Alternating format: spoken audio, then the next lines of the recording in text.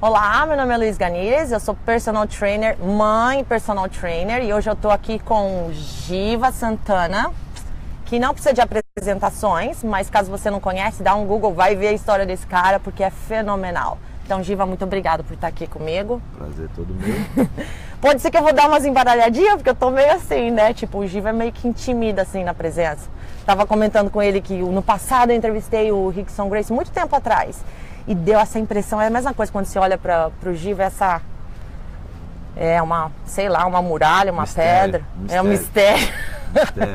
E a Érica, sua esposa, também, viu? Falei pra ela ontem no treino. Pega um pouquinho, né, da convivência ali. Eu acho que já escolhe. Sua mãe é durona assim também? Minha mãe é muito extrovertida, muito... Onde ela chega, energiza assim, todo mundo se sente pra cima com ela. Minha mãe é festeira pra caramba. Minha mãe também. Então, mas a força assim, a garra de batalhar, de vencer vem dela, com certeza. O Giva, então, é assim, eu tô muito empolgada de fazer essa entrevista, agradeço muito dele estar dando esse tempo, porque o Giva, eu acho que ele representa o sonho de muito lutador no Brasil, e não só lutador, muitas pessoas que querem um dia sair do Brasil, vir para os Estados Unidos ou para outro país, estabelecer uma carreira de respeito, muito respeito, esse cara tem muito respeito, e é muito respeitado, e conseguir, agora você tem sua equipe, você tem sua equipe na Califórnia, e eu queria, essa é a minha primeira pergunta, o que você tem para falar para essas pessoas que querem um dia sair do Brasil e têm o sonho de vir e tentar uma carreira como professor ou lutador? A gente pode dividir isso por fases depois. Tá, eu só queria agradecer primeiro a oportunidade, porque assim, eu gosto de... A gente tá aqui ó, num lugar bem legal, que é do lado do Campeonato Pan-Americano de Jiu-Jitsu, estava correndo aqui em Nova York. Então, assim, eu agradeço a oportunidade de falar, porque às vezes a gente quer acessar pessoas que tem um sonho, quer fazer as coisas assim, e às vezes não acham um caminho, uma coisa certa para fazer. E eu vou falar aí durante a nossa conversa aqui, os caminhos que eu tracei, as coisas que eu fiz, para chegar onde eu cheguei, né? Falta muito ainda, o sonho é grande, e falta muito, continuo batalhando, com fome pra caramba de conseguir as coisas, mas tá tudo encaminhado, né? Como ela falou, eu moro na Califórnia agora, morando vai fazer uns 10 anos agora, ou já tem 10 anos, eu não marco muito tempo, eu vivo o dia a dia. Então moro lá, a minha equipe, o One Jiu-Jitsu, que a gente começou tem 2 anos, eu com o meu business partner, Mokaya, um cara que manja muito de business, de marketing, é meu faixa preta, o cara tem muito conhecimento no Jiu-Jitsu. Então essa fusão tá dando certo, a gente tá só crescendo o tempo todo aí, construindo coisas boas, e é isso. Eu gosto muito da história do Giva porque, assim, você é muito respeitado. E eu acho que você deve ter muito prazer de conseguir de andar e de peito aberto e saber que as pessoas te respeitam, valorizam sua história como lutador profissional, como professor, certo?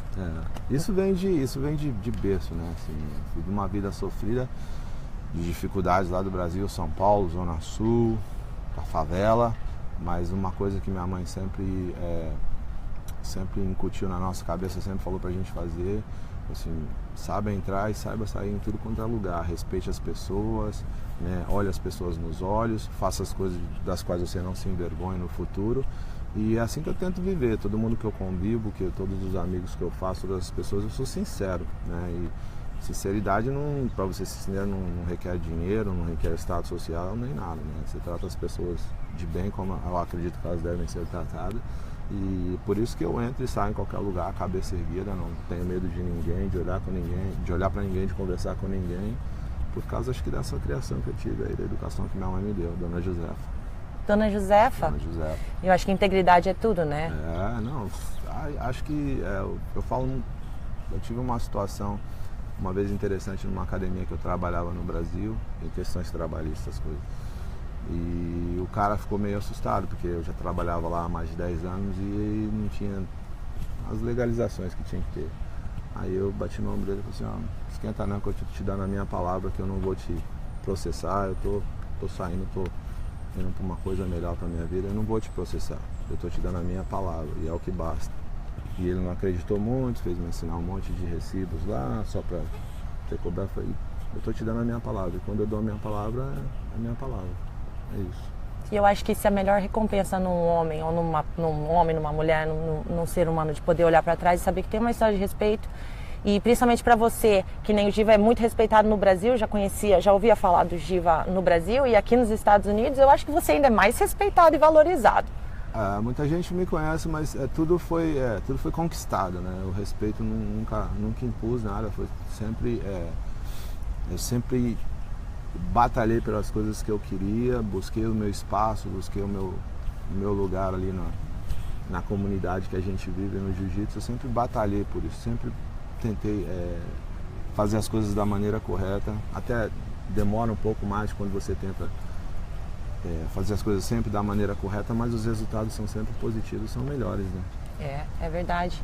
Me fala uma coisa, demorou mais do que você queria para você conseguir se estabelecer onde você se estabeleceu? Teve vezes que você queria desistir ou não? Foi mais difícil do que você pensava?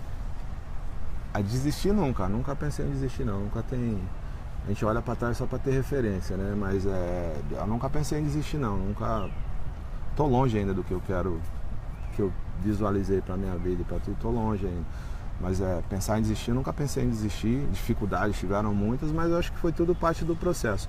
E o demorar ou não demorar, eu não vejo dessa maneira, eu acho que às vezes eu estou fazendo alguma coisa e eu me remeto ao passado e eu estou fazendo alguma coisa ali que requer um conhecimento, que eu falo, nossa, se eu não tivesse passado pelaquela situação lá atrás, eu não saberia como lidar com isso aqui agora. Então isso aqui eu vou tirar de letra, porque eu tive uma dificuldade no passado, eu convivi com alguma coisa difícil, algum momento difícil, que me deu um know-how, que me deu a experiência para eu estar lidando com aquilo no presente, que requer uma resposta mais rápida. Então acho que todo feedback de vida que você tem, todas as coisas que você viveu no passado, vai adicionando ali, quando coisas novas vêm, você vai sabendo como lidar melhor, a experiência. Então eu nunca julgo como, demorou pra caramba, acho que tudo acontece do jeito certo. Acho que o importante é você estar sempre se movendo, andando para frente, traçando os planos, replanejando, traçando novas metas. Às vezes você vai dar de cara na parede, você olha para o lado, vai para lá, pega um atalho, mas você continua para frente, né? Firme, andando para frente. Eu vejo sempre dessa maneira. Você, assim, antes de eu vir para cá, eu achava que não ia ser tão difícil. Nossas histórias são bem diferentes, mas eu não achava que fosse ser tão difícil. E é difícil, eu acho que tem muita gente que idealiza que a vida na gringa vai te dar retorno, mas que não vai ser tão difícil. Para você foi difícil e tem sido difícil? Foi difícil no início? Como que foi? Assim, a primeira vez que eu vim para cá foi em 1996, agosto de 1996, segundo Pan-Americano lá na Califórnia. E eu vim, foi a primeira vez que eu vi minha viagem internacional, a primeira vez no avião, garoto pobre lá da favela da Zona Sul. E foi uma dificuldade, porque eu lembro que foi uma delegação de mais ou menos 70 caras que vieram junto pela Federação Paulista na época, foi tudo feito através da Federação Paulista, todos os atletas que queriam vir. E aí todo mundo teve que levar passaporte na federação para tirar o visto coletivo, que naquela época era assim, você só entregava na agência e a agência dava conta de tirar o visto. E saía assim o visto para todo mundo coletivo. E aí os caras me ligaram e falaram, você tem que voltar aqui, seu passaporte, porque os caras não aprovaram seu visto, que você não tem muito vínculo aqui no país, que você não tem dinheiro, que você não tem isso, tem aquilo. Eu falei, calma, de 70, só eu, pô. Aí fui, eu tive uma ajuda de um amigo muito gente boa, o nome dele é Dario Bibancos, foi um aluno meu lá em São Paulo, lá no Ipiranga, então da Rosa Sucata, não esqueça. Ele falou, Giva, você vai, não esquenta que você vai, eu vou te fazer todas as cartas de patrocínio, se você precisar, eu te faço as cartas de patrocínio e tudo, leva lá no consulado que você vai, não se abate com isso não. E foi um cara que me ajudou bastante, eu sempre gosto de lembrar das pessoas que me ajudaram nesse caminho. Aí foi lá de novo, aí todo mundo pegou visto de, acho que na época era 5 anos, 10 anos, uma coisa assim, e eu peguei de 3 meses. Me deram visto de 3 meses. Então eu falei, pô, tanto de marcação comigo. Então, mas aí eu vim a primeira vez pra Califórnia, falei, poxa, isso aqui é legal, e era agosto, né, verão, tempo bonito, e você vem de turistão, né, você compete tudo e tal, mas aí tem uns passeios pra você fazer, e vai aqui, vai ali. Eu falei, gostaria de viver aqui um dia, né. Eu não sabia da dificuldade que seria vir morar aqui e ter essas coisas que a gente passa, que você passou, que eu passei. E aí voltei pro Brasil, mas depois que eu voltei pro Brasil a primeira vez, minha cabeça não foi mais a mesma, né? Que eu tinha uma visão ali da comunidade que eu vivia, onde eu cresci, e eu achava que aquilo aí era a vida, né? E eu tinha já servido o exército, já tinha saído do exército, mas parece que era aquele mundo ali que tinha que ser, e achar uma moça bonita, e casar, e viver aquele vida, trabalhar das 8 às 5, e até aquela vidinha que a gente já conhece lá no Brasil.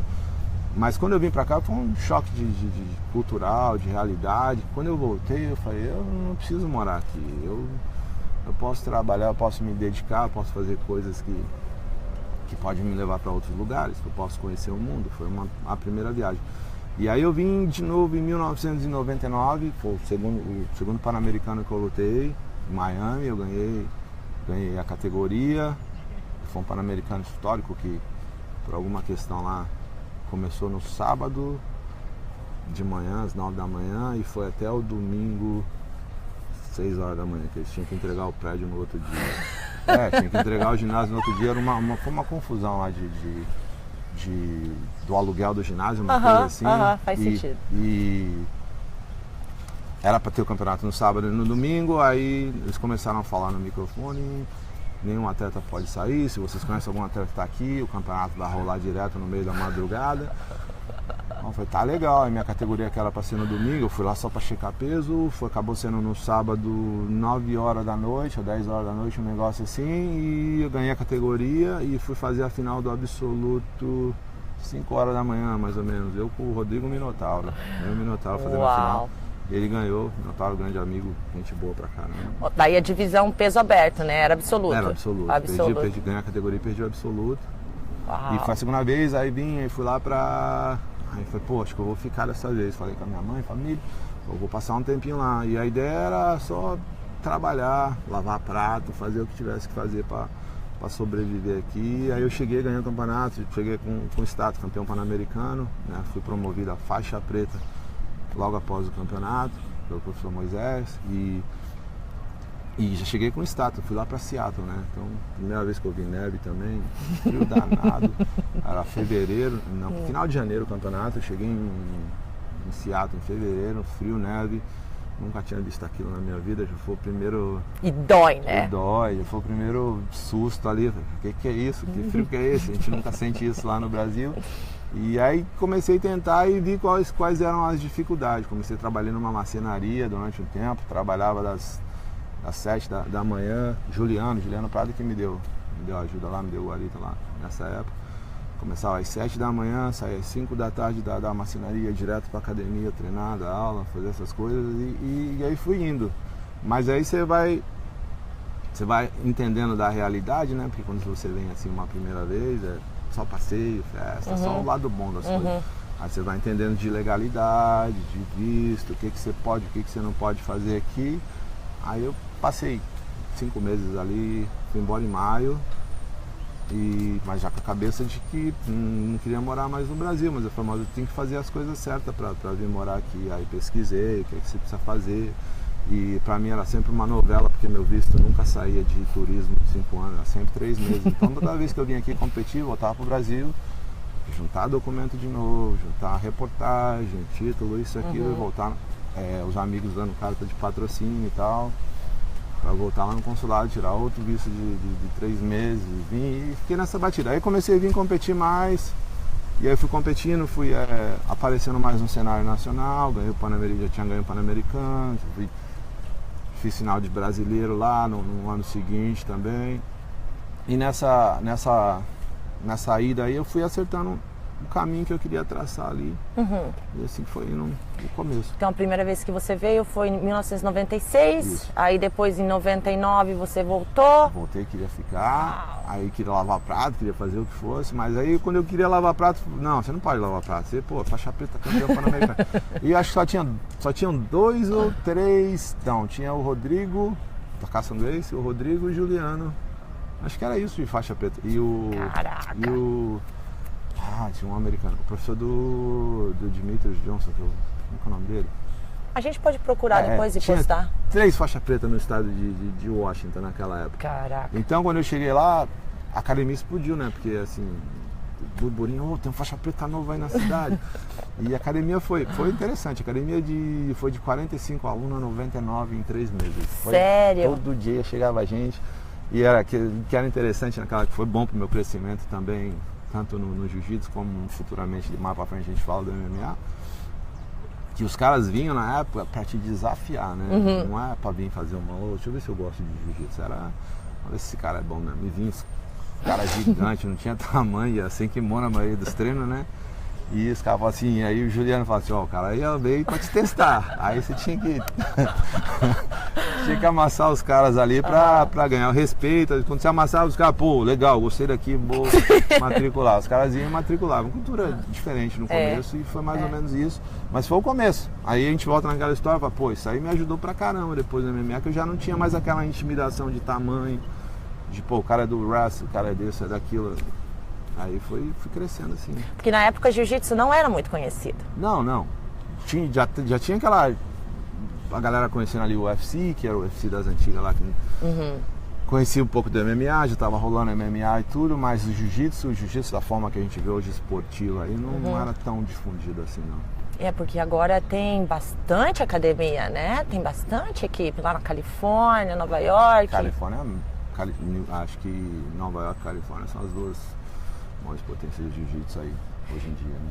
Isso, assim, para trazer para a galera que está no Brasil, isso intimida um pouco? Fala assim, ó, você que é professor de jiu-jitsu no Brasil, está estabelecido ou não? Você está pensando em vir para cá? Você ainda acha que vale a pena? É melhor repensar? O que esses caras têm que começar a analisar, de se preparar, assim? Assim, se a galera tá pensando em vir para cá, quer vir trabalhar aqui, viver do jiu-jitsu, fazer essas coisas aí, tem que planejar, né? Primeiro planejar, não dá para vir... Na loucura, largar tudo que tem no Brasil, você tem uma vida estabilizada lá, você tem uma academia legal, dá pra fazer uma transição. Eu fiz essa transição, tinha uma academia lá, fiz essa transição também, fui indo e vindo, até uma hora que eu falei, não, eu vou ficar aqui, já tinha faixa preta lá pra deixar pra tocar, então, fazendo essa transição. Mas se você quiser olhar em termos de desenvolvimento, porque assim, às vezes as pessoas, depende, cada um tem um sonho, tem um projeto de vida, né? Por exemplo, eu moro na Califórnia, Irvine, Orange County, é uma cidade que não é barata, né? Não é barato. Eu pago pela qualidade de vida, mas eu quero ter a qualidade de vida agora que eu não tive na minha infância, quando eu estava crescendo na adolescência, eu não tive, vivi de muita dificuldade, então eu não me conformo em pagar isso para viver o presente, viver bem, uma vida tranquila, confortável. Que eu acho que é isso que os Estados Unidos te oferece, né? Você tem que trabalhar duro, mas ele te dá uma... Segurança e tranquilidade. Você trabalha, você tem condições de ter coisas básicas, né? Dignidade, viver com dignidade. Viver com dignidade. É isso que eu vi. É isso que eu visualizo, mais do que... Pô, pessoal, tem gente que visualiza a riqueza, né? Pô, não, vou pra lá, vou ganhar rios de dinheiro, ficar milionário. Não, eu trabalho, como qualquer outra pessoa trabalha, e tenho uma vida digna. Vou comer onde eu quiser, restaurante que eu quiser, dirijo o carro, tenho um carro bom, um carro confortável. Não tenho TV a cabo porque não quero, mas tenho condições de pagar, tem internet, tem tudo, tem telefone que é limitado. Tem segurança. Coisa que é básica, que no Brasil é uma dificuldade tremenda para viver uma vida com dignidade, que é o que eu vejo, né? É verdade. Então, moro num lugar tranquilo, seguro, que tem condomínio fechado, que tem piscina, que tem isso, tem aquilo, mas, mas o que a gente paga a gente paga e usufrui e tem uma qualidade de vida ali. Então, assim, é isso que eu visualizo como ser humano, né? Viver dignamente, né? Eu gosto de fazer esse paralelo porque no Brasil eu lembro de trabalhar tanto, estudar, trabalhar tanto para você conseguir pagar as contas no fim do mês. Barely, né? mais ou menos. Conseguir pagar as contas. Então, essa é a dificuldade. Então, mas aí voltando ao assunto, os caras querem vir pra cá. Se é um cara que já, tá de nome aí, tá de ponta e tal, pode vir se jogar aqui em Nova York, ir lá pra Califórnia. Mas se é um cara que você tá galgando ali, tá crescendo, seu nome tá melhorando, você tá chegando num nível, tem que fazer uma pesquisa, acho que na internet, ver as cidades aí que o jiu-jitsu não é bem desenvolvido ainda, porque tem espaço para crescer bastante aqui. Tem as cidades que não tem muito jiu-jitsu, aí você vai lá e começa a desenvolver um trabalho e aí você vai crescendo. E aí vai desenvolvendo um time numa cidade que não tem. Porque se vier pra Califórnia, tá bem competitivo, né? Eu não falo, não vem. Você acha que vem, que vai crescer lá bem. Tanto é que eu tô lá, tem muita gente lá, meus vizinhos são Barra Grace, Mendes, tem muita gente lá, a gente trabalha, todo mundo tem espaço, eu faço meu trabalho do jeito que eu acho que eu tenho que fazer, diferente do deles, dentro das características do jiu-jitsu, e não tem problema nenhum, tem um sucesso. Tem que saber inglês. Ah, tem, claro, né? Tem que, no começo, então, é outra coisa, né? Por exemplo, quando eu cheguei, eu não sabia nada de inglês, né? Assim, tipo, eu sempre gostei muito, né? Essas coisas que a gente, continuo voltando no que eu tinha falado no começo, que a gente vive situações em que você não acha que nunca vai usar aquilo, aí no futuro você vê e fala, eu sempre gostei de inglês, né? Só levantar isso aqui um pouquinho. Tá baixo. Aqui. E a Érica, nesse sentido, ajuda bastante também, bastante, mas no começo, não, mas quando eu conheci ela eu já falava inglês, né? Ali a moça bonita ali tinha... O Steve é casado com a Érica nasceu na Califórnia. Nasceu na Califórnia, norte da Califórnia. Faixa marrom duríssima, o apelido dela é Mrs. Collector e merece, porque olha, nossa senhora, ela intimida, só de olhar nela a bichinha intimida. Dedicada. O Felipe, ontem o Giva deu um seminário que a gente foi, eu e o Felipe, meu marido, e aí o Felipe rolou com a Érica, nossa, ele ficou bem impressionado. Falou, ia fazer um negócio, ela já sabia, já counter, sei lá, bom, comigo não, né? Mas tudo bem, então eu entendi bem isso. Pessoa que já está estabelecida com nome, vem na coragem, né, de repente. Vem e, se você já está estabelecido com o nome, é bem mais fácil você abrir uma porta aqui, chegar e falar, eu sou fulano de tal, o nego vai lá dar um Google no seu nome, já, caralho. Então e as pessoas vão te ver e a questão de marketing aqui é diferente do Brasil, né? Assim, acho que o Brasil melhorou bastante, mas, por exemplo, ninguém vai na porta da sua academia, senta lá e checar uma aula. Aqui não é assim. Aqui você fala, quem que dá aula ali? É o fulano de tal. Deixa eu ver quem que é o fulano de tal aqui no Google, o que ele fez, o que ele ganhou. E o que as pessoas estão falando dele, né? Deixa eu ver aqui os comentários aqui. Um cara bom, vale a pena, vou lá tentar uma. É assim que funciona. Então, se você não está nesse nível ainda, se bom faixa preta aqui não está nesse nível ainda, você tem que trabalhar para fazer o seu nome, para chegar nesse nível. Ou procura uma cidade menor que não tenha jiu-jitsu, você vai oferecer um bom serviço de qualidade, vai ser bom, né? E tudo bem, eu quero perguntar sobre isso, porque agora você tem a experiência aqui, a experiência do Brasil, e o que para você é um serviço de qualidade? O que os caras têm que pensar na hora de vir para cá?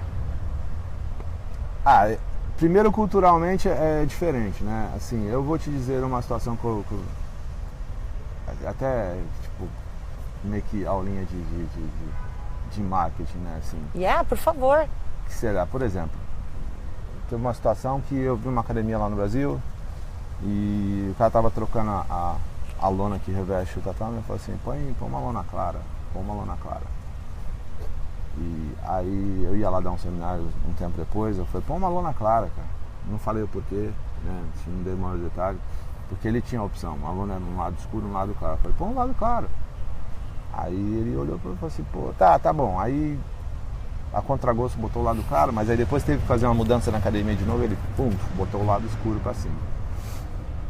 Aí eu falei, tá bom, no seu business, né? Você quer fazer crescer, sua academia. Aí eu tive um seminário lá, eu fui lá no seminário e aí eu cheguei e falei assim, vamos conversar aqui, agora eu vou te explicar o porquê. Eu sei como é que funciona, assim, questão de academia, quando a gente começa, por exemplo, na minha academia nova, eu comecei, o Giva Santana aqui, faixa preta, que tem muita coisa, vamos limpar o tatame, a gente que vai limpar agora no começo, e o meu sócio, acabava a aula, a gente vai lá, limpa o tatame, higieniza, limpa os banheiros, deixa tudo limpinho pro dia seguinte, e limpa durante o dia também. A gente limpou até conseguir um número X de aluno, a gente pode pagar alguém. Agora eu tenho gente que limpa a academia, então, quer dizer, eu não preciso mais fazer aquele trabalho, mas eu fiz quando foi necessário. Então, às vezes eu acho assim, que a mentalidade no Brasil, os caras perdem na qualidade por, como é que fala? Deixa de dar qualidade porque eles acham que vai ter mais trabalho, né? Aí eu virei pro cara da academia e falei assim, eu sei por que você botou a lona preta por cima. Porque você não quer que apareça sujeira, que não apareça que o tatame tá sujo, porque você vai ter que limpar, né? Eu falei, assim, mas você tá se vendo daqui 10 anos continuando limpando o mesmo tatame, ou daqui 2 anos, não vou nem falar 10 anos, você tá se vendo do mesmo jeito limpando o tatame da academia aqui? Esse é um pensamento errado, um pensamento pequeno, entendeu? Eu Eu falei, vem cá, eu cheguei na porta da academia, vem cá, olha lá pra dentro. Se você é um cara que nunca treinou jiu-jitsu, mas você tá com vontade de experimentar, você olha aqui, você vê se tá essa lona preta aqui, essa penumbra aqui, vai te intimidar, não vai? Você vai querer entrar na academia, vai querer treinar aqui, trazer seus filhos aqui, sua esposa aqui? Vai, se você não conhece o jiu-jitsu, você não vai. É verdade. Você não vai voltar aqui. Então quer dizer, você perdeu o aluno, um possível aluno, né? Você vai pôr uma lona branca, vai te dar mais trabalho, mas você vai ter mais alunos, mais gente vacinada. Daqui uns 2, 3 meses aí, aqueles 2, 3 alunos que entrou extra aí é o cara que você vai pagar para limpar o seu tatame. E a academia tem uma visualização melhor, as pessoas se sentem mais confortáveis aqui, o preto intimida, você coloca o mais claro, não vamos falar branco, né? Que branco não é para todo mundo. Coloca um branco, você não intimida as pessoas. Pra mim, que sou de jiu-jitsu, estica uma lona na grama aí, a gente rola. Sai na porrada, no carpete, tudo. Mas para as pessoas que você quer trazer pro jiu-jitsu, para as pessoas que você quer convidar para se beneficiarem do jiu-jitsu, ter benefícios, né? Que o jiu-jitsu não é só pra lutar, né? Só pra muita coisa, a gente que pratica sabe. Então para você ter essas pessoas, você tem que ter um ambiente que seja agradável, que não intimide tanto, entendeu? Você tá vendo você aí só limpando o tatame, e é errado, daqui a pouco você não vai estar nem dando todas as aulas, porque você tem que olhar o business de fora para continuar crescendo, administrar melhor, dar trabalho para os outros, né? Gerar emprego, essas coisas todas. Você tem que fazer isso. Então, se você não vê essa a parte da qualidade, que eu acho que às vezes peca, assim, que às vezes lá no Brasil a gente peca assim por essas questões, entendeu? Então, assim, coisa que a gente tenta, o que eu tento fazer na minha academia, é sempre estar sentando com o meu sócio. O que a gente pode fazer para melhorar? É sempre pensar em alguma melhorar coisa para melhorar o serviço sempre. É engraçado, o Felipe também sempre falou muito disso, desde o início para mim, quando a gente treinava, ele falava sempre que estava limpo o tatame. Você viu o tatame, estava sujo, cheio de cabelo ou não estava? Sempre, eles pegam muito atenção nisso. E essa questão de ver a família também, um lugar agradável para a família, não só para os caras barbudo, fedido, né? E você pede para os alunos lavar kimono? Pede. Tem que ter o kimono limpo. Tem que ter, né?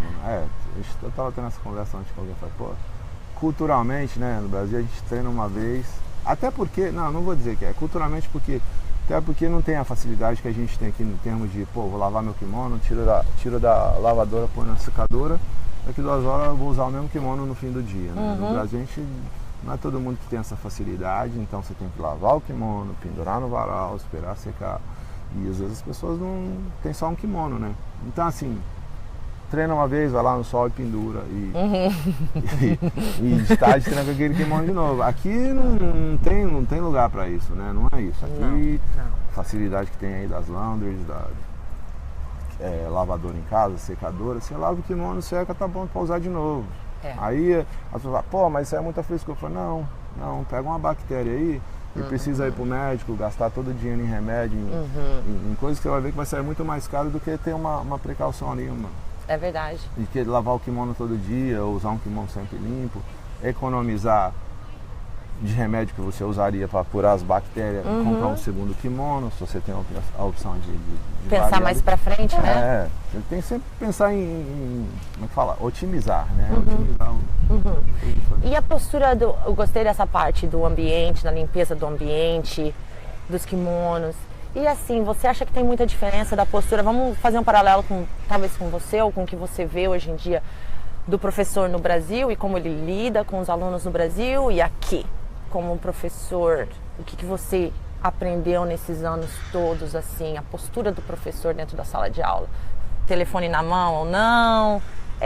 Falar palavrão ou não? Sei lá, essas coisas assim que você pode... A questão do palavrão na minha aula é proibido. Então as pessoas não entendem. Falam, você fala, não, eu falo, às vezes eu tô nervoso, eu falo palavrão. Não vou ficar aqui de hipocrisia falar que eu não falo palavrão, que às vezes você tá nervoso, você solta um palavrão.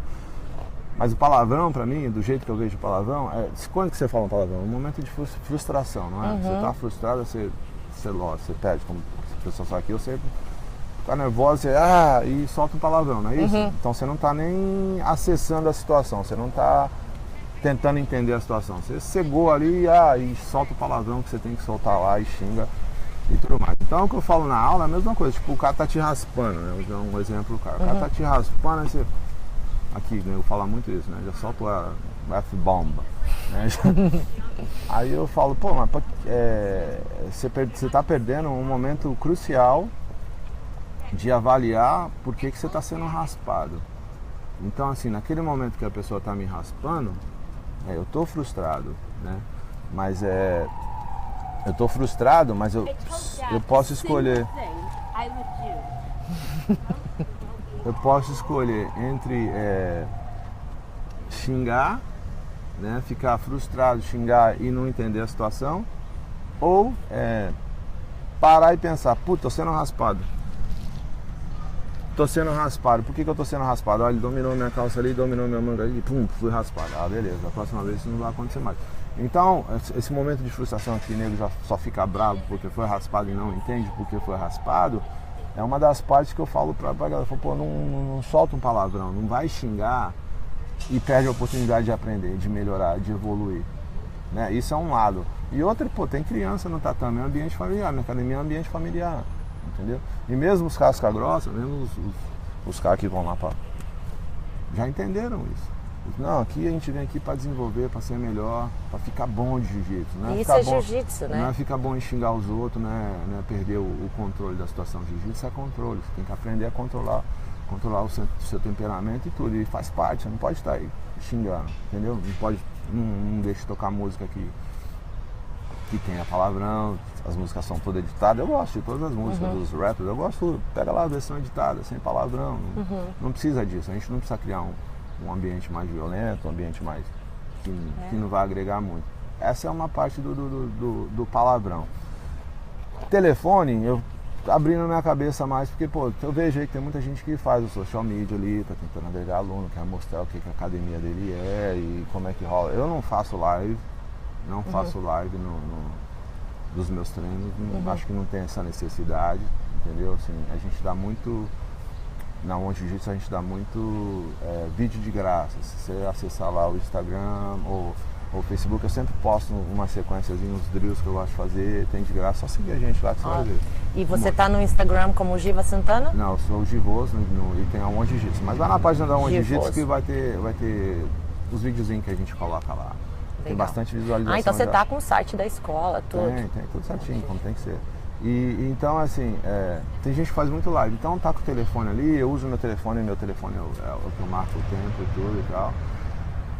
Você pode usar o telefone como uma ferramenta de trabalho, né? Mas não ficar ali chat ou conversando com outras pessoas, dando atenção para o aluno. Às vezes eu faço vídeo curto para jogar no Instagram, quando alguém está fazendo uma coisa bem legal, mas mais porque eu quero que o aluno apareça, né? Mas eu quero que eu quero que o aluno apareça tem uma visualização dele próprio. Você viu que legal? As pessoas, quando eu faço as posições que eu demonstro, né, no Instagram ou pro Facebook, todas essas coisas, eu sempre pego um aluno que está se dedicando, que está indo bem, e falo, vai fazer comigo hoje, vamos lá ver quantas. Ainda brinca, vamos ver quantas visualizações você consegue, vamos ver se você vai ser famoso e tal, essas coisas. Mas assim, que legal. Mas eu uso como ferramenta. Eu acho que eu uso o telefone como ferramenta, não para ficar sentado lá e checando mensagem ou trocando ideia com outras pessoas e não prestando atenção no que você deveria estar prestando atenção. Você está oferecendo um serviço, está dando uma aula, né? Aquela hora que você está ali não é sua. Alguém pagou para estar ali. Exato. Entendeu? A aula não é sua, você está sendo pago para aquilo é seu trabalho. A gente já eu falo assim, eu sou abençoado demais de poder estar sentado num tatame todo dia, já fazendo o que eu gosto, entendeu? Então eu não posso, como é que fala, negligenciar, não sei se essa palavra, não posso deixar de prestar atenção nisso, que tem gente que deve estar muito aborrecido, sentado 5, 6 horas, 8 horas no escritório, sentado lá trabalhando de uma coisa que não gosta. Eu estou fazendo o que eu gosto já, por que não fazer bem feito? Né? Por que não prestar o serviço de qualidade? Né? E tratamento do professor, outra coisa que a gente vê nas escolas, que eu digo escola de educação básica, né? Que hoje em dia mudou a forma de conhecimento, né? O professor ele não retém conhecimento, né? Ele troca informação com o aluno, dá o direcionamento, tem um conhecimento básico que vem dos livros, do que ele aprende na universidade, que ele passa ali, mas, pô, a internet está aí hoje em dia, tem muita gente que faz as pesquisas, faz os searches corretos e adquire conhecimento também. Então tem aquele diálogo com o professor que eu acho que é saudável, o professor aprende, o aluno aprende. Então na escola isso, a gente já vê que escola que tenta ter o professor ali como a fonte do saber e ignorar o pensamento do aluno, isso não existe mais, não né? existe mais. Então eu vejo da mesma forma no jiu-jitsu, que eu falo no meu seminário, tipo assim, não existe errado no jiu-jitsu, né? Se você está fazendo e está funcionando, está sendo eficiente, está correto, o meu biotipo é diferente do seu. Você está fazendo a técnica da maneira correta porque tem uma variação ali de ângulo ou de pegada, tá bom, tá funcionando. Então eu vejo dessa maneira. Esse tipo de qualidade de comportamento dos professores é o que está fazendo a diferença. Aquela linha dura de general, e tem as variáveis que você vai ter que estar observando sempre. Por exemplo, se você está dentro de um camping, se você está fazendo um camping para uma competição, minha postura é totalmente diferente de quando eu estou dando uma aula para alguém que vai se beneficiar do jiu-jitsu, um jiu-jitsu recreativo, um jiu-jitsu de informação, para as pessoas se tornarem pessoas melhores, adquirir uma certa coordenação motora, um certo nível de força, flexibilidade, essas coisas. Minha postura é diferente da minha postura de coach técnico, que existe resultado que necessita da performance, né? Então a postura é diferente. Se você está liderando um camp naquele momento, é bem diferente. É seriedade, não tem brincadeira, a gente está aqui com um objetivo, melhorar a performance para obter resultados positivos. Porque o Giva tem isso também, né? Você tem uma história, e ainda tem, de muito respeito treinando lutadores profissionais também, né? Eu esqueci o nome da menina lá que foi na casa do Ultimate Fighter. Que lutou, que ganhou, foi desde o começo. É a Carla Esparza. Teve o que faleceu, a gente não precisa falar sobre isso. Mas então você tem esse renome, que a gente também vai falar sobre isso, que a gente nem começou a falar ainda da sua história como lutador aqui, né? Mas eu gostei muito desse paralelo que você falou, de respeitar a opinião do aluno, de respeitar o espaço dele, porque hoje mesmo a informação está em todo que é lugar. Tá. Em vez daquela coisa de general e tal e tal. E ontem você falou no seminário, vocês me perguntam, a gente está aqui para aprender juntos. Exatamente. É legal essa postura. Uma coisa que nunca vai mudar para mim é o jiu-jitsu, a tradição, da forma que é, o respeito, a hierarquia. Acho que isso aí não pode mudar.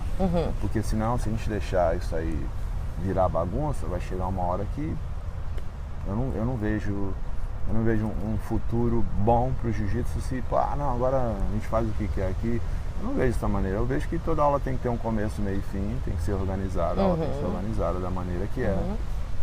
Entendeu? E detalhes técnicos, isso que eu te falei, são detalhes técnicos. Isso aí pode ser resolvido, o professor pode chegar ali 1 a 1 com o aluno, aquele aluno que quer um pouco mais, que você vai ter aluno que quer chegar lá, quer fazer o dele, treinar a horinha dele, a hora e meia que seja, e suar e aprender um pouquinho e ir embora para casa, não quer nada além daquilo. E você tem aqueles que você pode mudar a vida, como eu mudei a minha vida através do jiu-jitsu, vai chegar aquele garoto pobre lá que fala, professor, eu gostei disso muito, e eu quero viver através disso. Então você tem que dar mais informação, trocar mais informação, dar um melhor direcionamento. Então essas coisas assim, o jiu-jitsu é bem individual, é um grupo que treina, é um time, é uma equipe, mas é bem individualizado, na minha opinião. Bem individualizado, cada um tem uma postura ali, um jeito de...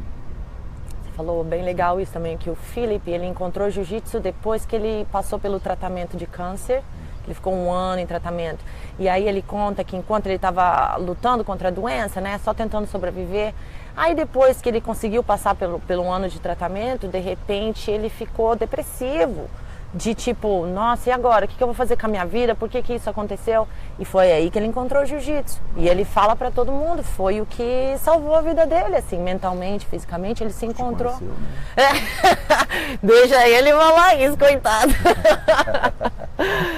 Foi assim que a gente se conheceu e tem um filho agora, é loucura. Jiu-jitsu acaba agregando tanta coisa, né? Tem muita gente que vem, por exemplo, eu tenho uma coisa que é bem interessante, que às vezes é o pessoal que vem com PTSD, pós-traumático estresse de guerra, né, os soldados e tudo mais, que é uma vida intensa, né? Os caras vão pra guerra e tal, vão pra batalhas, campos de batalha, aquela vida intensa. E o cara se sente importante, se sente que ele tá lutando por alguma coisa e realmente não tô dizendo que não é, é isso, é exatamente isso. Eu fui militar também, dentro do exército. E é realmente isso, você tem uma missão, um propósito, tudo. E quando você sai do militarismo, aí parece que isso acaba, sua vida parece que perde o valor, não tem aquela luta. E eu tenho muito aluno que é veterano, que eles falam, pô, jiu-jitsu é como se a gente estivesse na guerra, né? Eles falam, pô, é exatamente isso. Todo dia você tem que treinar um pouquinho, melhorar um pouquinho, para ir pra batalha mais tarde, que pode ser uma competição, ou alguma situação que você tem na vida que você tem que ir numa entrevista de emprego, alguma coisa assim. Então, assim, te prepara tanto, né, mentalmente. Se prepara. Tem gente que vem que acabou de se divorciar, tem gente que perdeu um emprego, mas que precisa de uma coisa ali para dar um up na vida. Tem várias situações, né? E não tem, é uma arte que eu vejo que não tem como você se esconder, e é isso que eu queria muito te perguntar. Por exemplo, se você é um faixa roxa, você vai acabar lutando com faixa azul, um faixa branca, um faixa mais, uma hierarquia maior. Mas ali naquele momento é real, sua faixa, você merece sua faixa, é real. Então o cara perde, tem que ter todo aquele equilíbrio que você falou, tem que ir lá aprender com seus erros e é normal e tal. Mas assim, a postura de alguns professores, eu não estou criticando aqui porque eu não sou professora de jiu-jitsu, e eu vejo muito acontecendo muito aqui também nos Estados Unidos agora. Às vezes aquela faixa entregue um pouquinho mais para segurar o aluno, ou para conquistar, ou para tentar manter a escola, do que aquela faixa realmente merecida.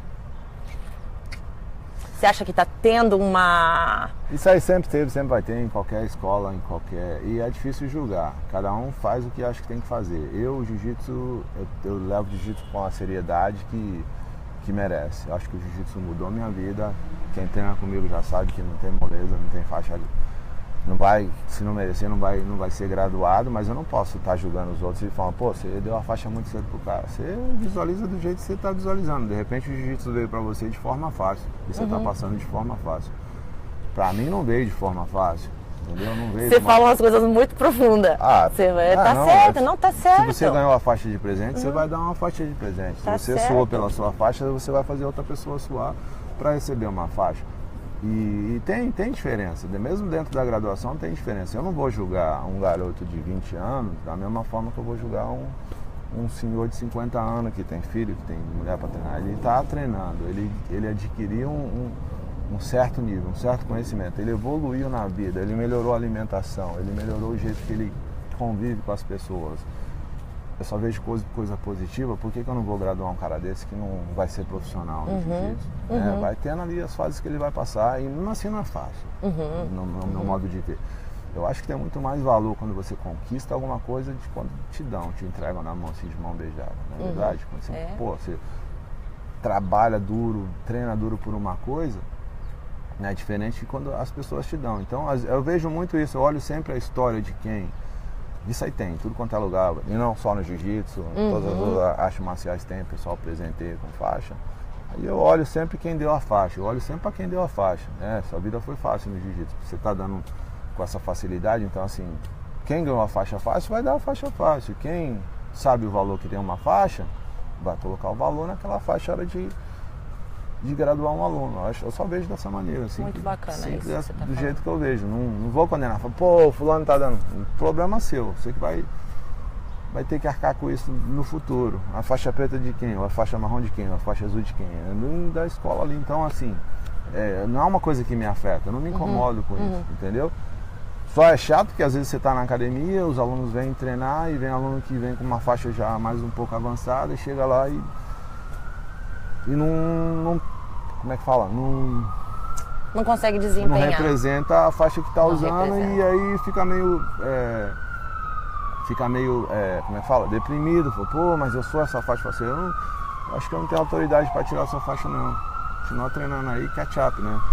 Tenta chegar no nível ali que a faixa representa para você. Vai treinando aí, vai demorar um tempinho para ser graduado agora, né? Acho que você tem que pagar o preço ou o tempo que você foi promovido muito cedo e é isso que acontece. Eu vejo dessa maneira.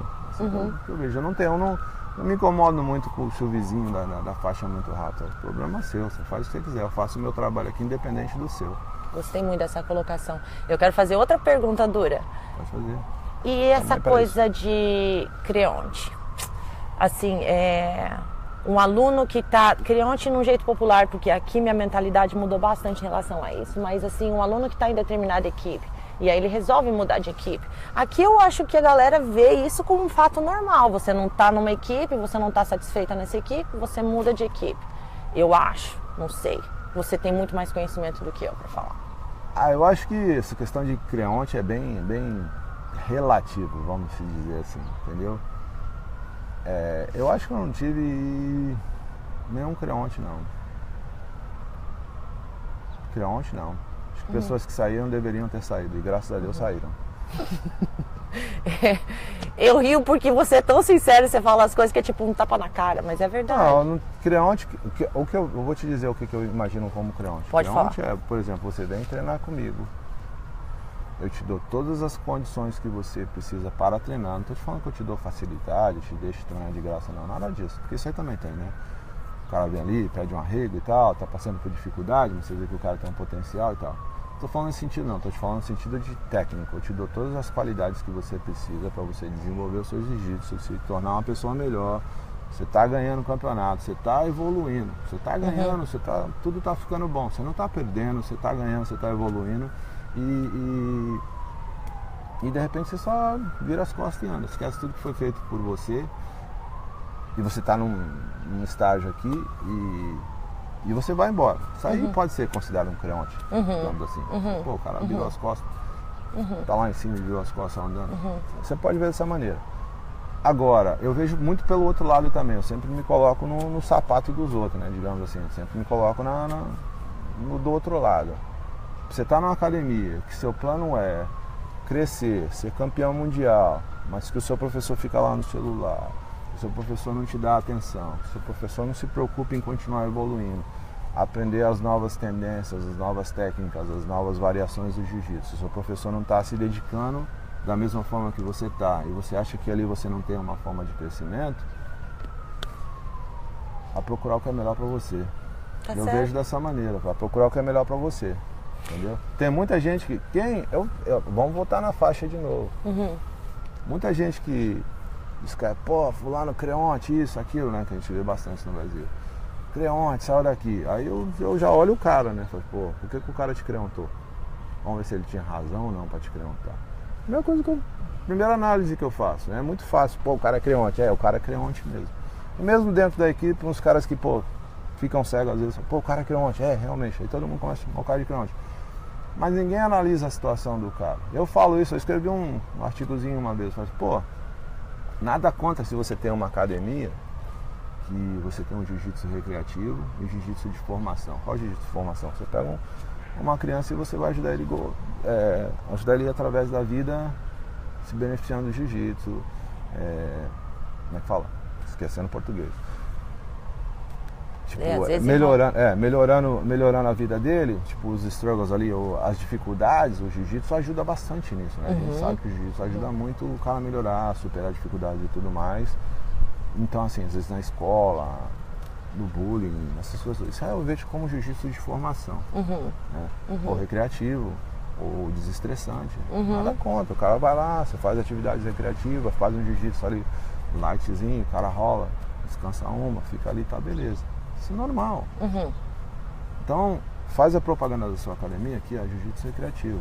Mas se chegar um garoto lá que você vê que é um garoto pobre, como eu fui, e tudo mais, que você vê que o cara não tem muitas possibilidades ou opções na vida, que a vida não vai dar muito pra ele, que o jiu-jitsu é uma coisa que você vê que o cara é bom, o cara tem condições de se tornar uma pessoa, um lutador de ponta, que pode mudar a vida dele, viajar o mundo, dar seminário, ganhar dinheiro, viver daquilo.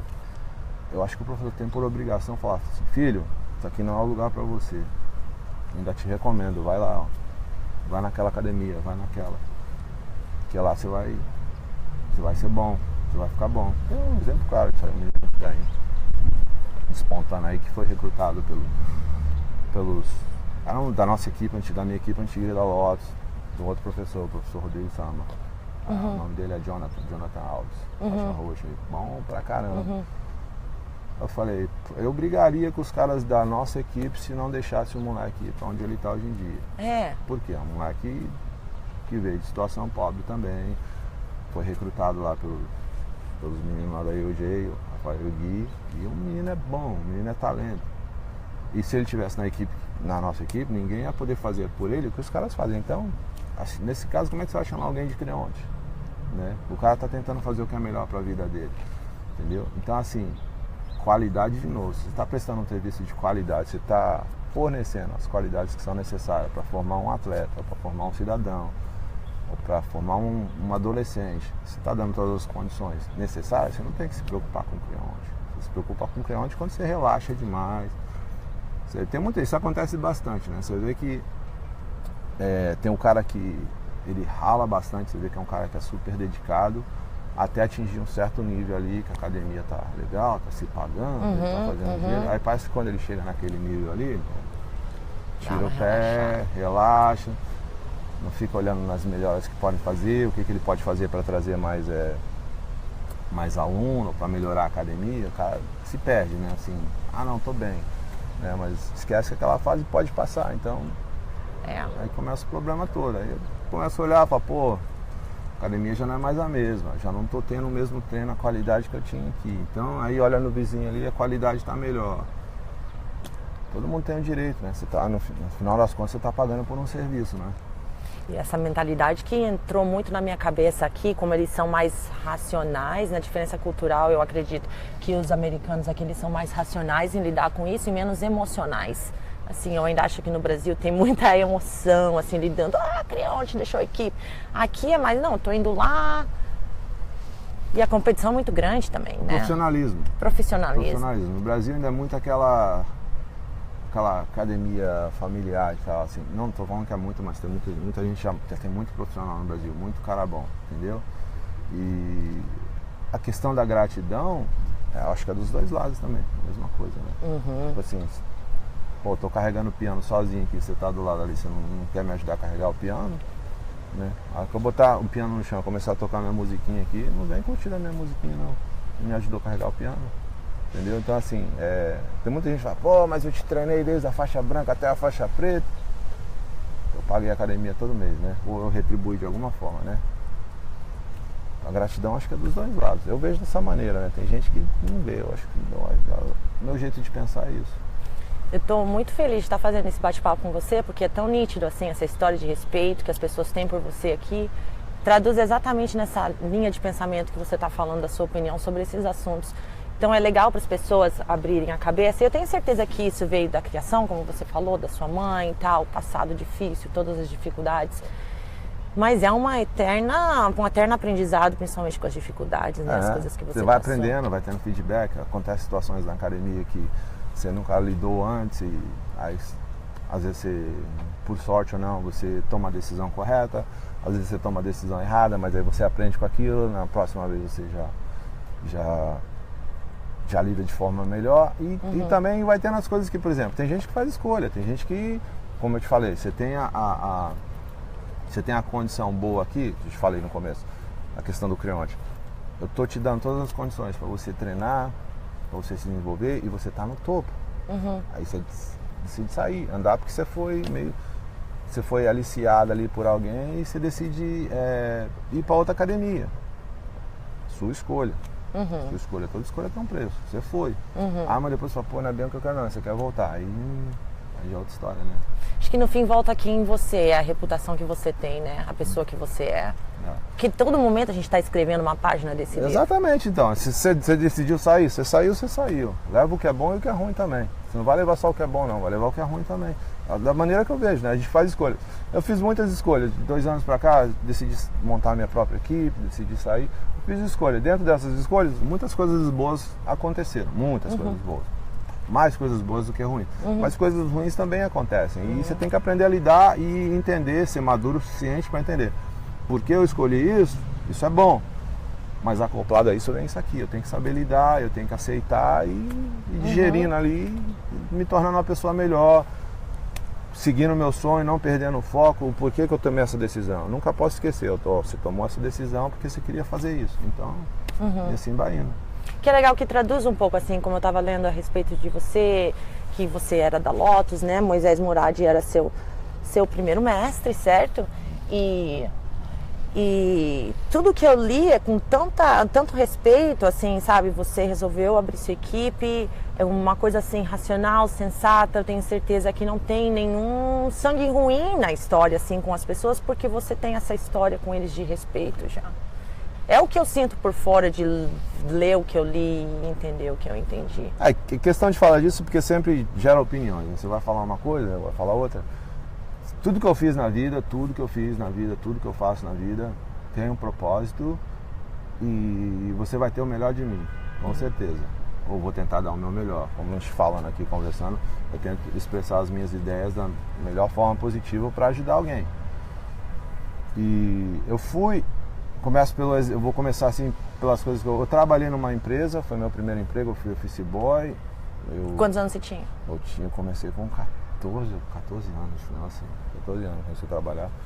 Eu fui office boy, trabalhando de office boy lá eu aprendi a datilografar, eu aprendi a ser secretário, eu aprendi a vender, eu aprendi a atender telefone, eu aprendi a preencher pedido, a enviar telex. Sabe o que é telex? O povo nem sabe o que é telex.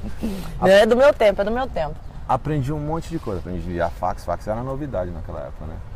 E aprendi todas essas coisas e cheguei num ponto que aí eu fiz 17, aí veio o quartel, aí o primeiro ano é obrigatório, eu servi o exército, aí quando você tinha que dar baixa do quartel, eu olhei e falei, pois é, eu vou voltar para aquela empresa, vou continuar fazendo a mesma coisa que eu estava fazendo e não vou ter uma projeção de vida lá não, porque não vão me dar uma promoção, não vão me contratar para uma coisa diferente e também não vejo futuro ali não, naquela carreira, né? E não tenho condições de pagar a faculdade agora, eu acho que eu vou ficar no quartel, porque aqui eu tenho condições de soldado, eu era soldado, até sargento pelo menos, e com salário melhor eu vou ter condições de pagar uma faculdade.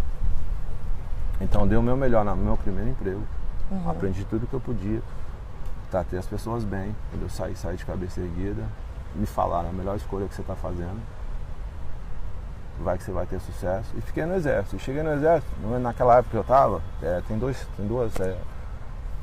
dois caminhos no exército, né? Ou você é de carreira ou você é temporário. E eu já tinha acabado meu ano de soldado, nem acabei meu ano de soldado, já fiz um curso lá, um teste para ser cabo, né?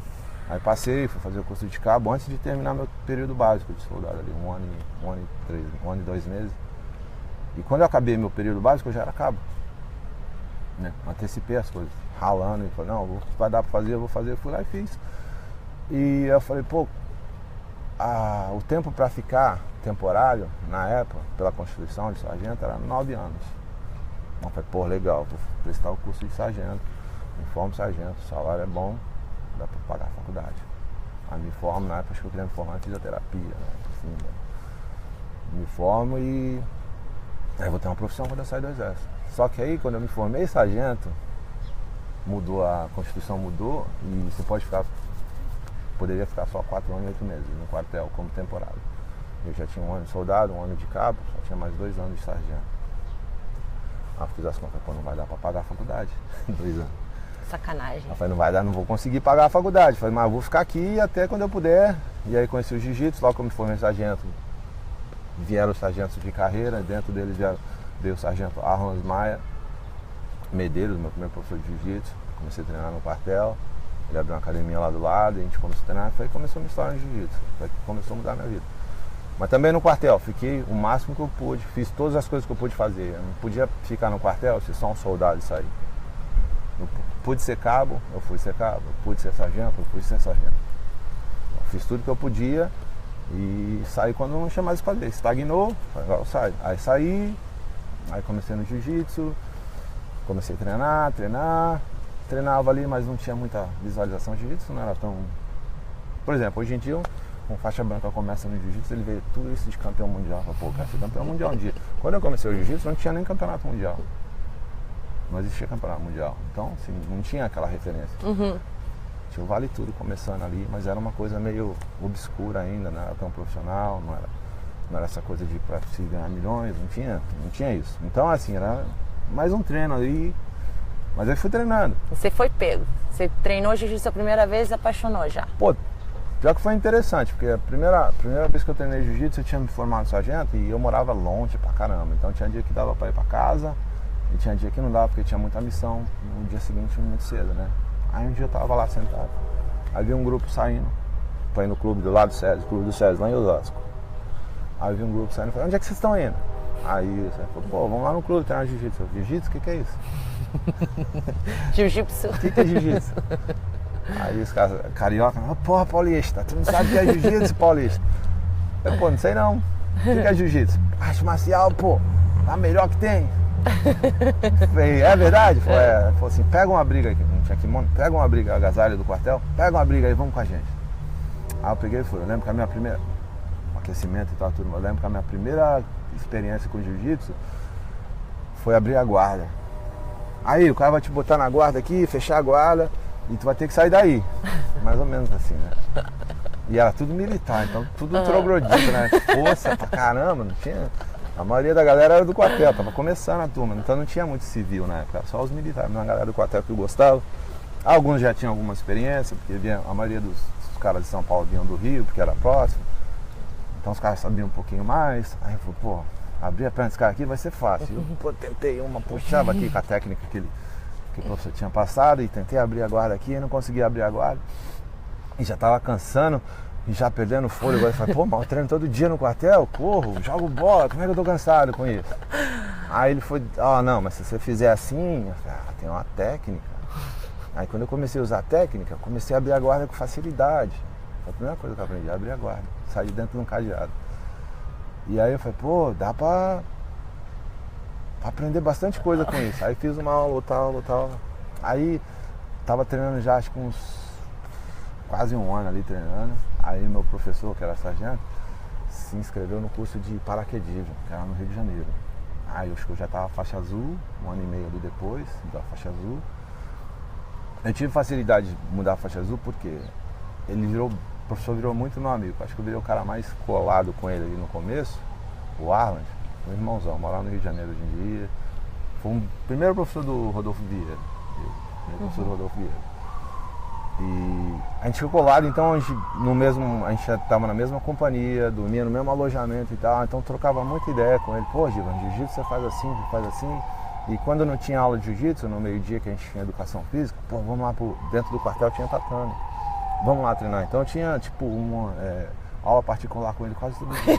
Então, tipo, quando chegava na aula, eu falava assim, quando chegava na aula com o fulano, você faz isso aqui. Aí ela fazia e dava certo. Eu não falei. Então tinha aquela aula particular de graça ali, me ajudou muito. Foi o cara que eu mando mensagem para ele, pô, você é o cara que mudou minha vida, né? Assim, que me deu uma oportunidade de vida. E fui gostando de jiu-jitsu, assim, né? Que entra naquilo que você falou dele, aquele mestre tá propenso a dar aquela qualidade para você. Qualidade, né? O que eu precisava na época ele me deu. E daí ele foi transferido. Ou ele foi fazer o curso de paraquedismo, eu falei assim, é o seguinte, não tem ninguém para dar aula. Eu falei, você tá maluco? Eu era faixa azul. Eu falei, você tá maluco? E a gente já tinha uma turma de 120. 120? 120, 100 era criança. Uau! 20 adultos. 100 crianças? 100 crianças. Era aula de terça e quinta no SESI. E a gente saía do quartel direto para lá terça e quinta. Começava às 5 horas da tarde, das 5 às 6, das 6 às 7, das 7 às 8 era de adulto. Nossa. Era a última aula de adulto. Das 5 às 6, das 6 às 7 era criança, então dividia. E era no meio de um monte de condomínio, de prédio em Osasco, no SESI. O pessoal que mora em Osasco lá sabe. E a criançada vinha assim, vinha de kimono já na rua, aquele bolo de... Aí eu falei, tu vai aqui dar aula aí, porque eu vou ficar 3 meses no Rio fazendo curso de paraquedismo. Eu falei, tu tá maluco, cara, eu não sei nada de jiu-jitsu, como é que eu vou ensinar esses caras? Ele falou assim, não, tu sabe, tu sabe. Falei assim, você sabe o básico de jiu-jitsu e você não vai ensinar mais nada que isso. Vai ensinar as coisas que eu te ensinei, o básico, as aulas que a gente faz lá no quartel, os negócios que eu te ensino à parte, é isso. A metodologia, como eu era sargento, eu treinava os soldados no quartel, educação física, como manter a atenção. A metodologia eu tinha do quartel, né, de treinamento físico militar. Falei assim, a parte de aula, a metodologia, como você vai conduzir, se você, a parte técnica, ensina o que eu ensinei, faz o que eu ensinei. E foi aí que eu comecei a dar aula. Adquiri muita experiência na faixa azul, já dando aula. Aprende demais dando aula, né? Pra criança, então, senhora. Aprendi bastante, então, por isso que eu desenvolvi essa coisa de querer dar aula, gostar e tal. Começou assim, né? Caraca, é incrível. Como todas as coisas acontecem e vão se desenrolando e depois você começa a entender, não é? E principalmente as coisas mais difíceis, né, Giva? E eu quero entrar nesse ponto aqui um pouquinho agora, porque aí quando você veio pra cá e você tava dando aula de jiu-jitsu e você foi... A gente tá em cima da hora, Não. A gente vai ter mais um pouquinho. Eu acho que provavelmente vai cortar aí, mas o resto você vai só poder assistir pelo iTunes. Vai ter que fazer o download lá e depois eu posto o link aqui para você acompanhar o resto da entrevista, caso acabar a bateria aqui. Mas aí porque você veio para cá, começou a dar aula de jiu-jitsu, mas foi aqui que aconteceu essa migração pro MMA, não foi? Ou você já tinha começado no Brasil? Não, mais ou menos. Então, a situação é uma história interessante também. O que aconteceu? Eu já tinha ganhei a Copa do Mundo, fiquei terceiro no Mundial, tinha ganho 2 ou 3 Pan-Americanos já, e eu tava com 33, 34, 33 anos, acho que eu tava. E é uma coisa que acontece, né? Assim, pô, sempre me dediquei, sempre treinei e sempre tive prazer em competir. Mas eu já tava chegando ali na área de concentração e já ficando assim, caraca, não começa essa luta aqui, tá atrasado e tô de saco cheio de estar aqui. Então, eu falei, pô, eu tô perdendo o tesão, né? Assim. E isso acontece muito, ainda acontece muito, falei, né? pô, eu tô perdendo a vontade de estar aqui, né? E eu sempre alegre, sempre, pô, vou lá, porque eu treinei todo esse tempo aqui nesse campeonato, eu vou fazer funcionar. E tava perdendo isso, né? Tava ficando mais de saco cheio de estar... É muito estressante você estar dentro do ambiente esperando te chamar na luta e demora, Mas eu não nunca é? tinha sentido isso antes, né? Então eu comecei a sentir, eu falei, pô, acho que a adrenalina não tá falando mais alto aqui, né? Que aquela vontade de lutar. Aí o jiu-jitsu me proporcionou outra coisa também, que foi muito importante, me deu a faculdade de educação física. Eu tinha uma academia lá em Osasco, eu saí do quartel, aí montei uma academia em Osasco, aí tinha uma sócia, e a sócia de uma hora para outra decidiu que não queria ser mais sócia, e desmanchou a sociedade, a gente acabou a academia, eu tive que achar uma academia para alocar os alunos, de repente, assim, de uma hora para outra. Desculpa. E ela falou assim, não quero mais, e eu falei, tá bom. Aí eu coloquei ela, pô, o que aconteceu aqui, né? Tipo, foi um choque assim, né? Que eu falei, pô, a gente tinha academia, tava tudo indo bem, mas ela não quer mais e tal. Tava crescendo a academia, né? Tinha um time bom, um time A maioria dos troféus de juvenil da Lotus Club naquela época vinha dos meus alunos. Né? Tem troféus gigantes em casa lá, que os moleques ganhavam tudo. Tinha uma molecada boa, muito boa. E aí quando isso acabou, eu falei, nossa, o que eu vou fazer agora da vida, né? Tava lá no Brasil e tal. Eu falei, o que eu vou fazer da vida agora? Aí continuei treinando nessa academia que eu tive que me alocar lá. E eu falei, pô, acho que vou ter que fazer faculdade, né? Mas o meu medo de fazer faculdade não era da faculdade em si, é de não ter condições de pagar, né? Que é uma vida muito difícil mesmo, muito apertada. Faculdade no Brasil não é barato, né? Aí eu falei, vou prestar vestibular. O jiu-jitsu começou a ser desenvolvido nas faculdades. O Moisés foi quem implantou o jiu-jitsu na FUP, né? E começou a ser desenvolvido. Eu fui até trabalhar algumas vezes nos campeonatos de jiu-jitsu como árbitro. E a faculdade, a Uni Santana estava desenvolvendo um time, né? Aí eu falei, pô, vou prestar o vestibular e vou tentar entrar no time aí e ver se consigo uma bolsa. Aí eu prestei o vestibular no primeiro ano e aí na hora de pagar, fui lá fazer o falei assim, ó, seguinte, eu não tenho condição de pagar não. Mas eu sei que vocês têm um time de jiu-jitsu aqui e não tá indo muito bem. E eu posso ajudar.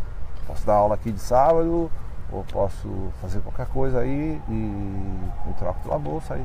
Dá um desconto, alguma coisa que eu possa pagar e concluir meus estudos aí.